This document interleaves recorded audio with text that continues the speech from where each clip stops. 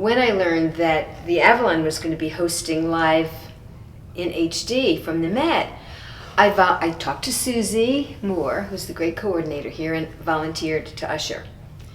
And I ushered. We started having live in HD here in 2010, the 2010 season.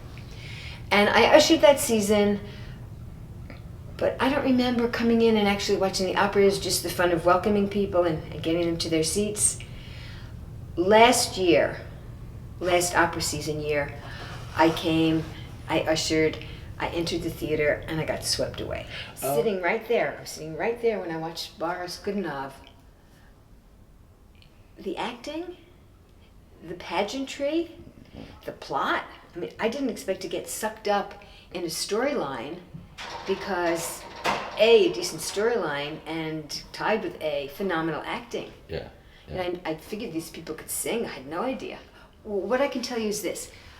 The people who come here to see live in HD, a significant number of them are people who've been to the Met and who are opera lovers and who are so excited to have the opportunity to see operas that they love and to see them through a very different lens. I'm sure lots of study goes in at the Met to when to zoom in and when to pull back, so that it's quite editorial what we get shown on the TV screen. But it's wonderful because we see the close-ups and the emotions, and there is enough pullback so that we can appreciate the scenery. And what I didn't know, because how would I on a Saturday afternoon listen to the radio, the choristers, each person in that chorus plays a character. They're not dressed the same, they don't act the same. Each person, even the kids, they use children in the chorus sometimes, each one is a character. And then the dancing. Oh my gosh. Opera has everything. It has everything.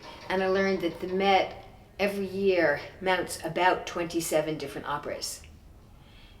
And each one is performed 7 or 8 times. The operas are chosen by James Levine because he's the head honcho. He conducts the orchestra, but he's also the director, the music director. He chooses them, and of course he goes for a blend. He likes to mount some new productions every year because that attracts people in. They do reruns of other productions. And so when the decision is made which 10 are going to be broadcast live HD, I don't know if James Levine makes that decision. Jimmy, he goes by Jimmy. Or I don't know who makes that decision, but again, they try for variety. And they succeed.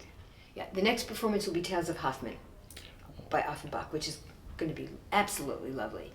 And then on Valentine's Day, it's a double bill.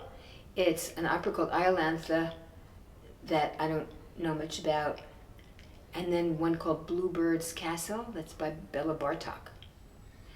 The Iolanthe one is by Tchaikovsky. No, isn't that an interesting pairing? Well, Saturday is Tales of Hoffmann. Starts at 1 o'clock. Doors open at 12:30. Opera starts at 1 o'clock. People can eat and drink in the Avalon. In fact, the Avalon snack bar sells hot beverages, cold beverages, alcoholic beverages, and little snackies. So that it's a very customer-friendly place to be. The same faces tend to come again and again. Some of us like to sit in certain seats. So a little bit of a line forms at 12:30. People can come in, put their coat down, and then go next door to buy a sandwich from Hill's Drugstore or wherever. I guess it's come across that my journey has been one of surprise. I wasn't expecting it to be nearly as exciting as it turned out to be.